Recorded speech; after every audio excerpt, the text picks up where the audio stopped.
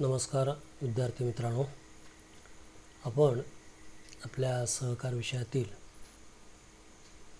4 प्रकरणं आतापर्यंत अभ्यासलेली आहेत. ही 4 प्रकरणं परीक्षेच्या दृष्टीने अतिशय महत्त्वाची आहेत.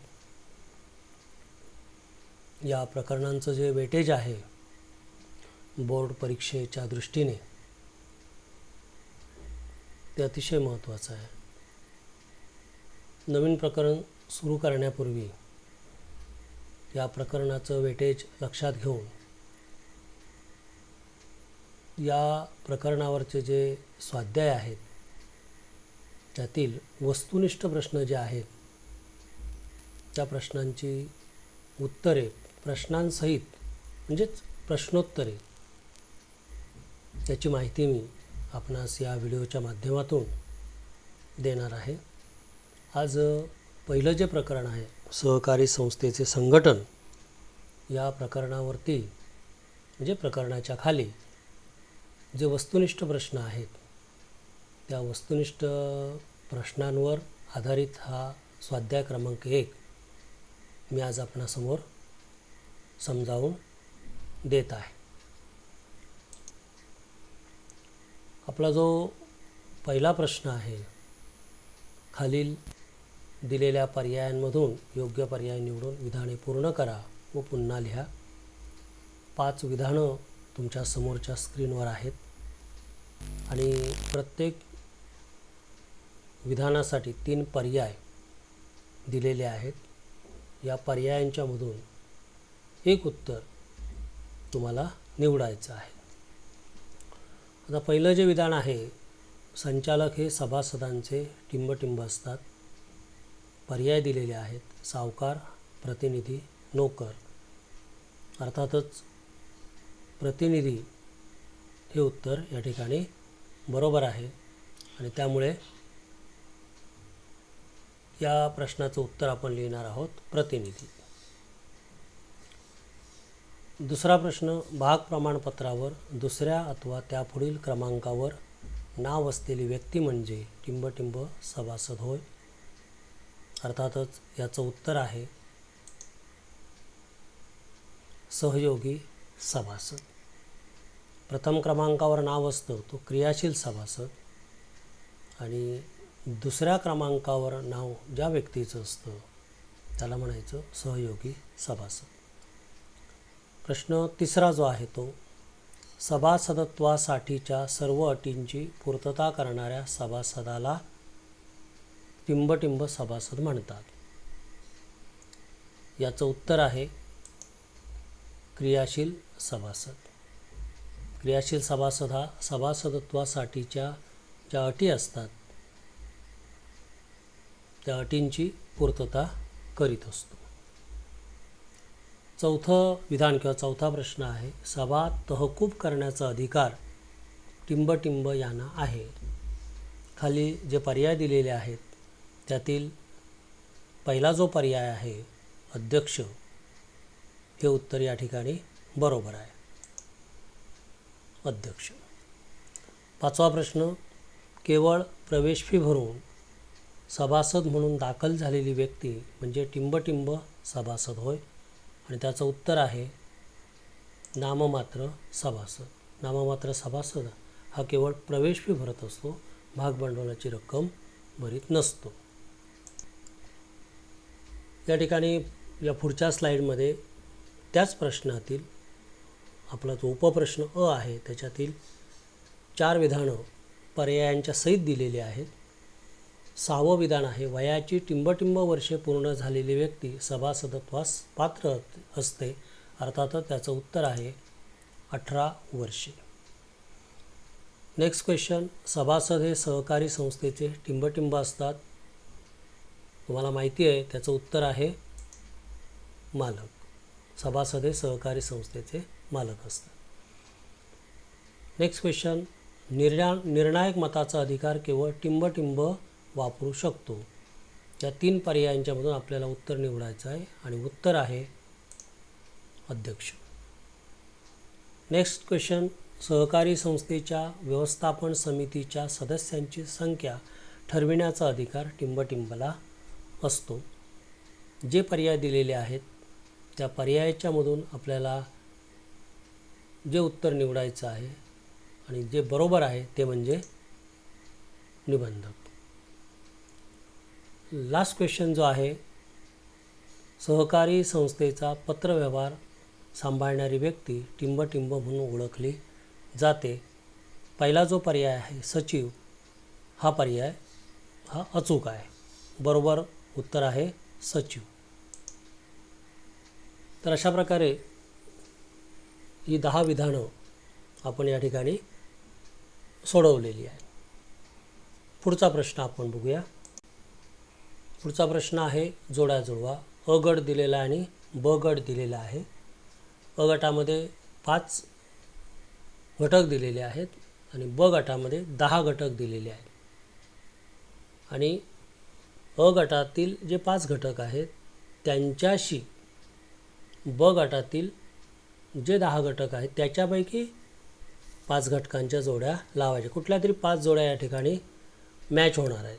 म्हणजे ब गटातले 5 घटक हे अ गटातील 5 घटकांशी मॅच होणार आहेत. राहिलेले जे 5 घटक आहेत ते मॅच होणार नाही आहेत, तुम्हाला माहिती आहे. आता पहिल्याचं उत्तर काय ते बघू. क्रियाशील सभासद या 10 उपघटकांच्या मधून आपल्याला क्रियाशील सभासदाचा जो पर्याय आहे किंवा त्याचं जे उत्तर आहे ते आपल्याला या ठिकाणी लिहायचं आहे आणि ते म्हणजे मतदानाचा अधिकार असतो. हे बरोबर उत्तर. आता अध्यक्षाला कोणता पर्याय लागतो या 10 पर्यायांच्या मधून, तो म्हणजे निर्णायक मताचा अधिकार असतो. पुढचा घटक आहे सहयोगी सभासद आणि त्याचं उत्तर आहे संयुक्तपणे भाग धारण करतो. पुढचा घटक संचालक, त्याचं उत्तर आहे सभासदांचे प्रतिनिधी. आणि शेवटचा घटक आहे सचिव आणि त्याचं उत्तर आहे सहकारी संस्थेचा सेवक. तर हे अ गटामध्ये जे घटक दिलेले आहेत त्यांच्याशी ब गटातील जे घटक आहेत त्यांच्या या अशा पद्धतीनं आपण जोड्या लावलेल्या आहेत. यानंतरचा जो प्रश्न आहे तो प्रश्न आपण बघू. खालील विधानांसाठी एक शब्द किंवा शब्द समूह लिहा. विधानं तुमच्या स्क्रीनवर आहेत. 8 विधानं दिलेली आहेत. विधान वाचल्यानंतर त्याला अचूक एक शब्द किंवा एक शब्द समूह तुम्ही लिहायचा असतो परीक्षेमध्ये. पहिलं विधान दिलेलं आहे, भाग प्रमाणपत्रावर प्रथम क्रमांकावर नाव असणारा सभासद. सभासदाचे जे प्रकार आहेत 4, त्याच्यातून ते अभ्यासल्यानंतर तुम्हाला या वाक्यासाठी एक शब्द म्हणजे सभासदांचे जे प्रकार आहे त्याच्यातला एक प्रकार या ठिकाणी तुम्हाला लिहिता येईल. आता या प्रश्नाचं उत्तर किंवा या वाक्यासाठी जो शब्द आहे किंवा शब्दसमूह आहे तो म्हणजे क्रियाशील सभासद. दुसरं विधान, केवळ प्रवेश फी भरून सभासदत्व मिळविणारी व्यक्ती, हिला म्हणायचं नाममात्र सभासद. मागच्या प्रश्नामध्ये हे विधान येऊन गेलेलं आहे. पुढचं विधान, सभा तहकुबीचा अधिकार असणारा पदाधिकारी. मागच्या प्रश्नामध्ये सुद्धा हे विधान आलेलं आहे. जरा वेगळ्या पद्धतीनं आहे ते. सहकार विषय असू दे किंवा कुठलेही विषय असू दे, काही प्रश्न हे वेगळ्या पद्धतीने विचारलेले असतात, हे लक्षात ठेवायचं. त्यामुळे गडबडून जायचं नाही, विधान समजून घ्यायचं की तुमच्या ते लक्षात येतं. सभा तहकुबीचा अधिकार असणारा पदाधिकारी, उत्तर आहे अध्यक्ष.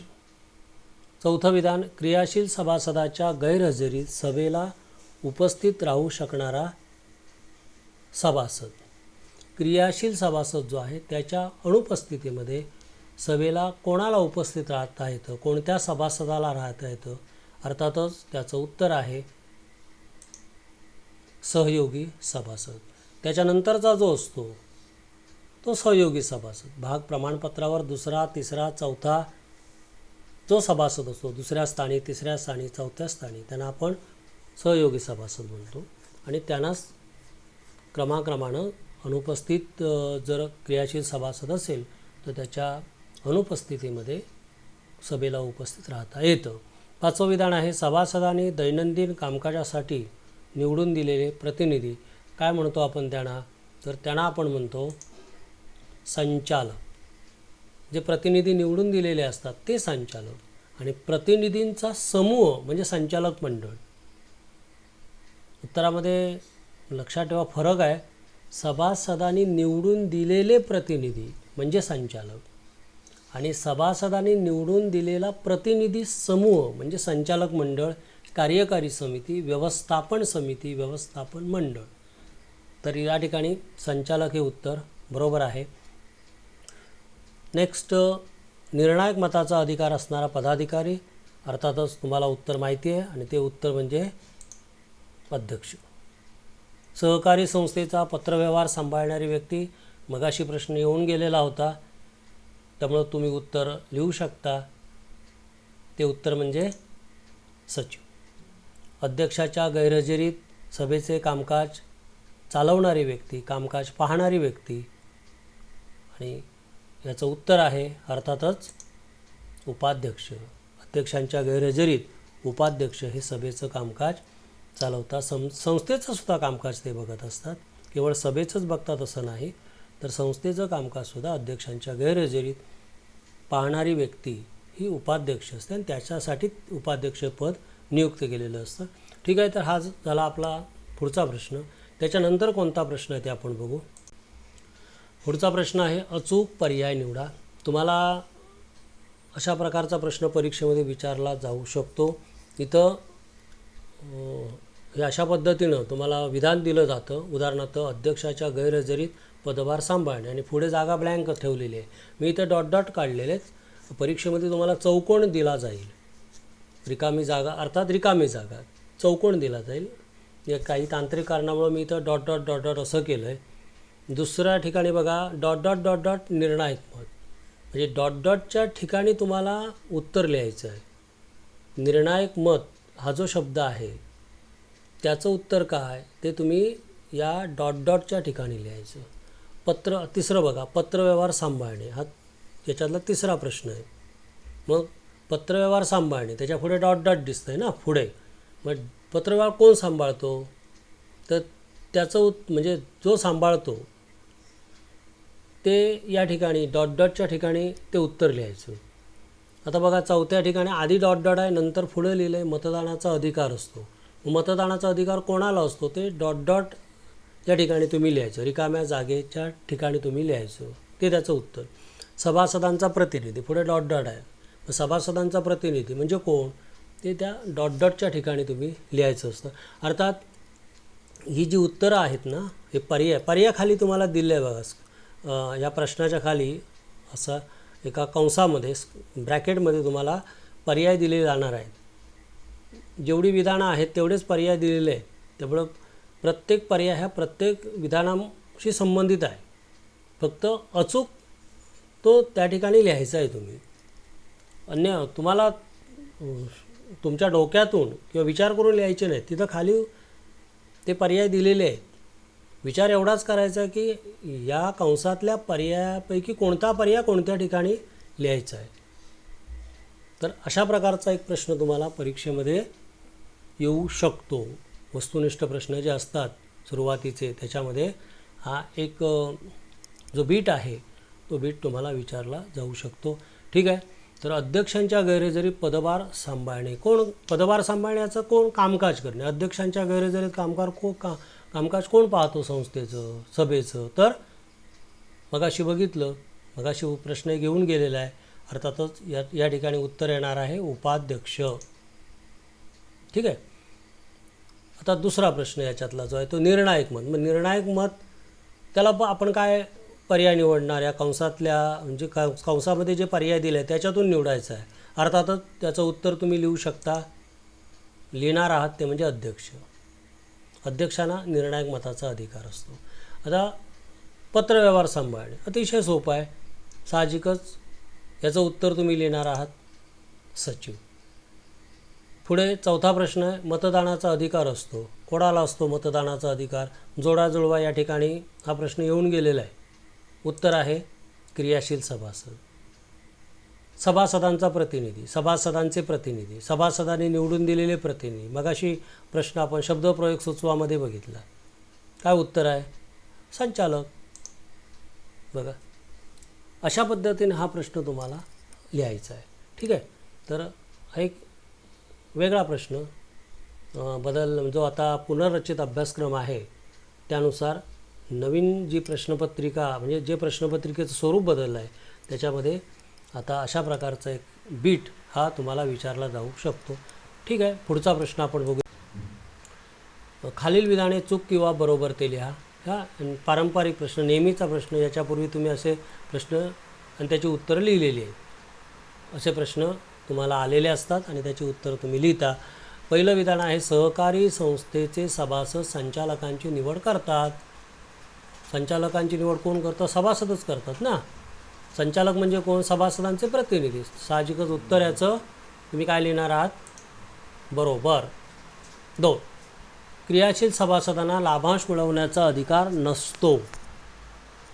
अर्थात याच्यापूर्वी जे प्रश्न झाले आहेत त्याच्यावरून तुमच्या लक्षात येईल की क्रियाशील सभासदांना लाभांश मिळवण्याचा अधिकार नसतो. हे जे म्हटलं आहे ते चूक आहे. कारण क्रियाशील सभासद हा संस्थेचा मालक समजला जातो. संस्थेचा जो नफा असतो तो सभासदांच्यामध्ये वाटला जातो आणि सभासदांच्या म्हणजेच क्रियाशील सभासदांच्यामध्ये वाटला जातो. सभासदांना तो दिला जातो. म्हणजेच क्रियाशील सभासदाला लाभांश मिळवण्याचा अधिकार नसतो असं जे विधान आहे ते चूक आहे. लाभांश मिळवण्याचा अधिकार असतो. त्यामुळे या वाक्याचं उत्तर आहे चूक. तिसरं विधान, सभासदांनी निवडून दिलेल्या प्रतिनिधींच्या समूहाला संचालक मंडळ म्हणतात. मगाशी निवडून दिलेल्या प्रतिनिधींना काय म्हणतात? तर संचालक म्हणतात. ठीक आहे. त्याचवेळी तुम्हाला म्हणालो होतो सभासदांनी निवडून दिलेल्या प्रतिनिधींच्या समूहाला काय म्हणतात तेही सांगितलं. संचालक मंडळ म्हणतात.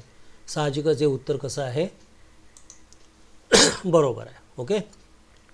चौथं विधान, संचालक हे दैनंदिन कामकाज पाहत नाही. उत्तर आहे चूक. संचालक का निवडले जातात? तर संस्थेचं दैनंदिन कामकाज हे सभासदांनी पाहायचं नसतं. सभासदांना पाहायला दिलं जात नाही. ते चुकीचं आहे. आणि सहकारी संस्था लोकशाही पद्धतीनं चालवाव्या लागतात, चालवल्या जातात. लोकशाहीचं प्रिन्सिपल वापरलं जातं आणि त्यामुळे सर्व सभासदे एक संचालक मंडळ निवडतात आणि हे संचालक मंडळ संस्थेचं दैनंदिन कामकाज पाहत असतं. त्यामुळे हे जे विधान दिलेलं आहे संचालक हे दैनंदिन कामकाज पाहत नाहीत ही गोष्ट चुकीची आहे आणि त्यामुळे हे विधान चूक आपण लिहिणार आहोत. त्याच्याच खाली पुढचा प्रश्न दिलेला आहे, खालील विधाने पूर्ण करा. अर्थात इथं तुम्हाला पर्याय दिले जाणार नाहीत. तुमच्या ज्ञानाच्या आधारे तुम्हाला तुमचं जे स्मरण आहे त्याच्या आधारे हा प्रश्न लिहायचा आहे. पहिलं विधान आहे, भाग प्रमाणपत्रावर दुसऱ्या व त्यापुढील क्रमांकावर नाव असलेली व्यक्ती म्हणजे टिंब सभासद होय. अर्थात हे विधान याच्यापूर्वी येऊन गेलं आहे त्यामुळे तुम्ही याचं उत्तर आत्ता लिहू शकता. पण परीक्षेमध्ये जर असा बीट जर आला तर तुम्ही जे स्मरणात वाचलेलं आहे, जे तुमच्या स्मरणात आहे त्याच्या आधारे तुम्हाला अचूक उत्तर लिहावं लागेल. या विधानाचं अचूक उत्तर आहे सहयोगी सभासद. दुसऱ्या तिसऱ्या चौथ्या स्थानी भाग प्रमाणपत्रावर दुसऱ्या तिसऱ्या चौथ्या स्थानी जो सभासद असतो, ज्या व्यक्तीचं नाव असतं त्या सभासदाला सहयोगी सभासद असं म्हटलं जातं. दुसरं विधान, सभासदांनी निवडून दिलेल्या प्रतिनिधींना टिंब म्हणतात.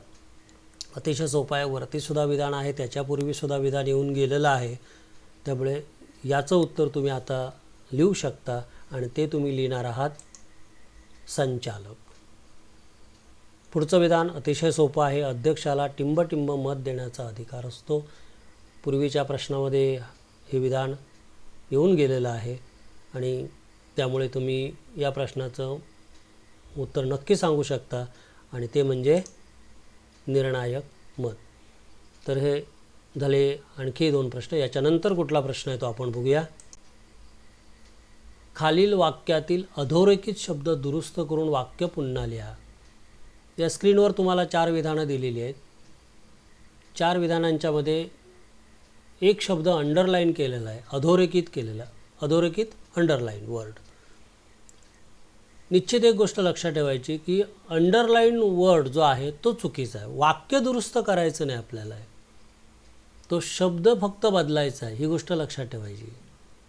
पूर्ण वाक्य बदलायचं नाही आहे. तर त्या शब्दाच्या ऐवजी तिथं कोणता शब्द घालायचा, बस तेवढं लक्षात घ्यायचं आणि ते वाक्य पुन्हा तुम्ही ते लिहायचं आहे. परीक्षेमध्ये असा प्रश्न आला तर ते वाक्य तुम्ही लिहायचं आहे. आणि जर उत्तर लिहिल्यानंतर साहजिकच जो शब्द तुम्ही बदललेला आहे, अंडरलाईन वर्डच्या ऐवजी दुसरा जो वर्ड लिहिला आहे, जो शब्द लिहिला आहे त्याच्या खाली अंडरलाईन करा. म्हणजे तुम्ही बदललेला शब्द जो एक्झामिनर आहे त्याच्या तो लक्षात येईल. तर या ठिकाणी बघा, अध्यक्षांच्या अनुपस्थितीत संस्थेचे दैनंदिन कामकाज पाहणारी व्यक्ती म्हणजे टिंब होय, म्हणजे सचिव होय. सचिव या शब्दाला अंडरलाईन केलं आहे. साहजिकच मगाशी मी म्हटलं आहे की अध्यक्षांच्या अनुपस्थित संस्थेचं कामकाज पाहणारी एक व्यक्ती निवडली जाते, एक पदाधिकारी निवडला जातो आणि तो पदाधिकारी असतो उपाध्यक्ष. आणि त्यामुळे तुमचं वाक्य हे अशा प्रकारचं असेल. हे बघा, मी उपाध्यक्ष हा शब्द अंडरलाईन केलेला नाही, मी पिवळ्या रंगानं येलो कलरनं तो या ठिकाणी लिहिलेला आहे. तर तुम्ही अंडरलाईन करा तो. परीक्षेमध्ये जर हे असं विधान आलं तर त्या शब्दाला तुम्ही अंडरलाईन करा. दुसरं विधान आहे, संस्थेची नवीन कार्यकारिणी निवडण्यासाठी निवडणुका घेणे हे अंकेक्षकाचे काम आहे. आता अंकेक्षक हा शब्द अद्याप तुम्हाला गेलेला नाही आहे. हा संस्थेचे हिशेब जो तपासतो तो अंकेक्षक, आणि हा शासनाचा माणूस असतो आणि हिशेब तपासणं एवढंच त्याचं काम असतं. संस्थेची कार्यकारिणी म्हणजे कार्यकारी समिती, व्यवस्थापन समिती, सभासदांचा प्रतिनिधी समूह, सभासदांचं प्रतिनिधी मंडळ निवडणं हे अंकेक्षकाचं काम नसतं. साहजिकच कार्यकारिणी किंवा व्यवस्थापन मंडळ निवडण्यासाठी निवडणुका घ्याव्या लागतात. वार्षिक सभेमध्ये ही निवडणूक होते वार्षिक सभेच्या वेळी. तर ही निवडणूक घेण्याचं काम हे कोणाचं असतं, तर अर्थातच ते संस्थेच्या अध्यक्षांचं असतं. आणि त्यामुळं तुमचं विधान हे अशा प्रकारचं असेल, संस्थेची नवीन कार्यकारिणी निवडण्यासाठी निवडणुका घेणे हे अध्यक्षाचे काम आहे. पुढचं विधान बघा, भाग प्रमाणपत्रावर प्रथम क्रमांकावर नाव असणाऱ्या सभासद अध्यक्ष म्हणतात. अध्यक्ष हा शब्द अंडरलाईन केलेला आहे, साहजिकच तो चुकीचा आहे, मगाशी तुम्हाला मी सांगितले. त्याच्याऐवजी कुठला शब्द आपण लिहिलेला आहे, क्रियाशील सभासद. भाग प्रमाणपत्रावर प्रथम क्रमांकावर नाव असणाऱ्या सभासदास क्रियाशील सभासद असे म्हणतात. ओके. पुढचं विधान, इतिवृत्त लिहिण्याची जबाबदारी अध्यक्षाची असते. अंडरलाईन वर्ड आहे अध्यक्ष, तो चुकीचा आहे आणि त्यामुळे या ठिकाणी आता तुम्हाला योग्य शब्द लिहायचा आहे. इतिवृत्त म्हणजे काय, तर सभा झाल्याच्या नंतर जी सभेमध्ये चर्चा झाली, जे सभेमध्ये ठराव मंजूर झाले किंवा जे सभेचं कामकाज झालं ते लेखी स्वरूपात लिहून ठेवावं लागतं. लेखी स्वरूपात सभेचं कामकाज लिहिणं याला म्हणायचं इतिवृत्त. अर्थात हे कोणी लिहायचं असतं, तर हे संस्थेच्या सचिवानं लिहायचं असतं आणि त्यामुळे अध्यक्षाची जबाबदारी नसते तर ती सचिवाची असते. आणि त्यामुळं तुम्ही विधान लिहिणार आहात, इतिवृत्त लिहिण्याची जबाबदारी सचिवाची असते. ओके. हा अशा प्रकारचा एक नवीन बीट आता आलेला आहे. असा बीट याच्या पुढे बोर्डाच्या प्रश्नपत्रिकेमध्ये विचारला जाऊ शकतो. नेक्स्ट क्वेश्चन, गटात न बसणारा शब्द शोधा. या ठिकाणी तुम्हाला पहिला गट दिलेला आहे, अध्यक्ष, उपाध्यक्ष, सचिव, सभासद. एक कुठला तरी या 4 शब्दातला एक शब्द या गटात न बसणार आहे.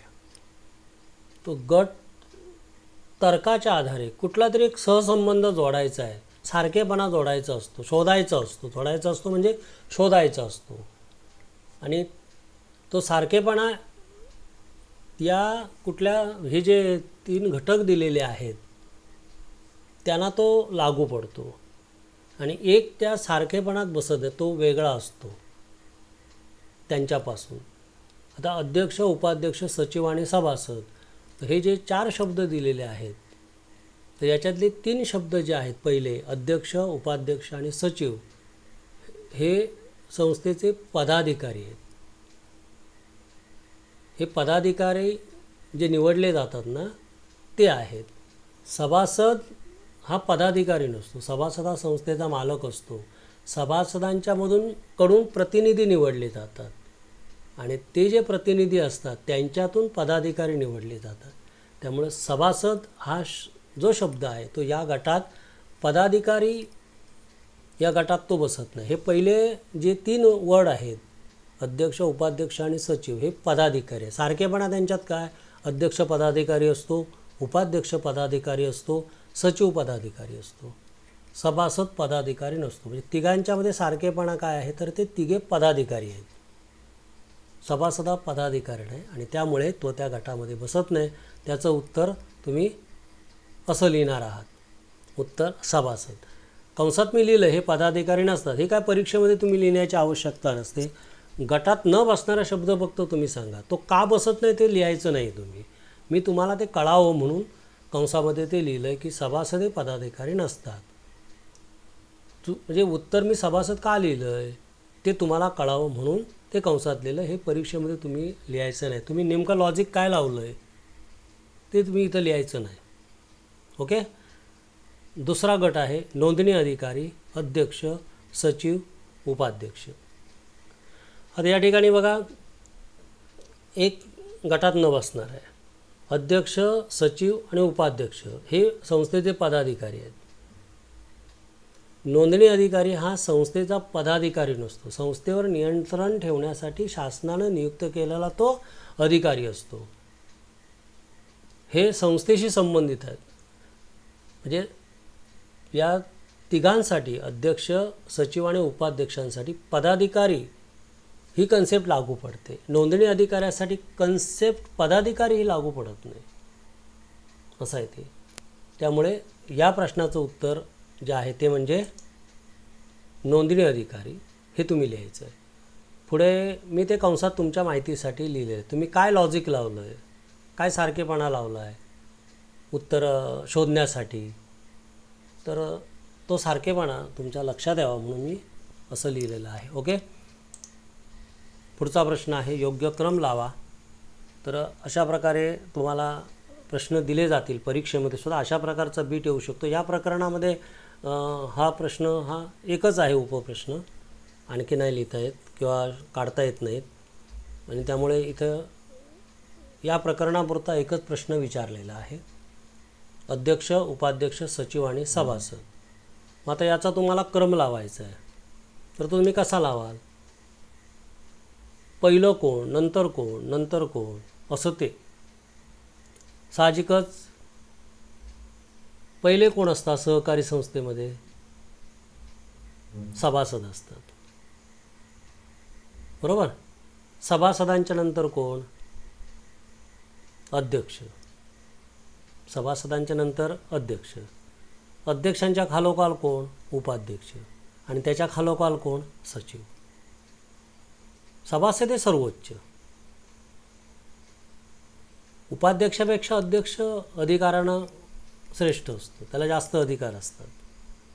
आणि सचिव हा अध्यक्ष आणि उपाध्यक्षांच्या खाली असतो, कारण त्याला त्यांच्या ज्या ऑर्डर्स आहेत, त्यांचे हुकूम आहेत ते मानावे लागतात. आणि त्यामुळे तुमचं उत्तर हे अशा प्रकारचं असेल, सभासद, अध्यक्ष, उपाध्यक्ष, सचिव. म्हणजे पहिले सभासद, त्यांच्यातून अध्यक्ष, त्या अध्यक्षाच्या खालोखाल उपाध्यक्ष. कारण अध्यक्ष जर उपस्थित असते तर उपाध्यक्षांना तिथं फार महत्त्व नसतं सभेच्या ठिकाणी किंवा संस्थेच्या कामकाजामध्ये, ठीक आहे. आणि सचिव हा तर संस्थेचा तसा बघायला गेला तर तो अधिकारी असतो अलीकडच्या काळातला, तसा तो नोकर आहे. लक्षात आलं का. सचिव हा नियुक्त केला जातो, त्याला पगार दिला जातो आणि त्यामुळे त्याचं स्थान हे शेवटी आहे, ठीक आहे. तर अशा प्रकारे हा योग्य क्रम तुम्हाला लावता येईल. तर हे जे वस्तुनिष्ठ प्रश्न आहेत आपल्या या स्वाध्यायामध्ये, ते या पद्धतीनं मी तुम्हाला ते समजावून दिलेले आहेत. हा व्हिडिओ तुम्ही पुन्हा पुन्हा ऐका, हा तुमच्याकडे सेव्ह करून ठेवा. ही लिंक तुम्हाला मी यूट्यूबच्या माध्यमातून लिंक पाठवणार आहे. जेव्हा जेव्हा तुम्हाला शक्य होईल त्यावेळी ही लिंक ओपन करा, हा व्हिडिओ ऐका. म्हणजे काय होईल, या प्रश्नांचा सराव होईल. वस्तुनिष्ठ प्रश्न हे परीक्षेमध्ये 20 मार्कचे असतात आणि या जर व्हिडिओंचा म्हणजे हा व्हिडिओ त्याच्यानंतर येणारे जे व्हिडिओ त्यांचा जर तुम्ही सराव केला तर निश्चितचपणे या 20 पैकी 20 मार्क्स तुम्हाला मिळतील. शिवाय अंतर्गत मूल्यमापन जे आहेत त्याच्यामध्ये सुद्धा वस्तुनिष्ठ 11 मार्कचे प्रश्न आहेत. त्यासाठी सुद्धा हा जो सराव आहे तो तुम्हाला उपयोगी पडणार आहे. तर विद्यार्थी मित्रांनो, पहिल्या प्रकरणावरचा वस्तुनिष्ठ प्रश्नांशी संबंधित हा जो स्वाध्याय आहे तो अशा पद्धतीनं मी तुम्हाला पाठवित आहे आणि त्याचा तुम्ही सराव करणार आहात. धन्यवाद.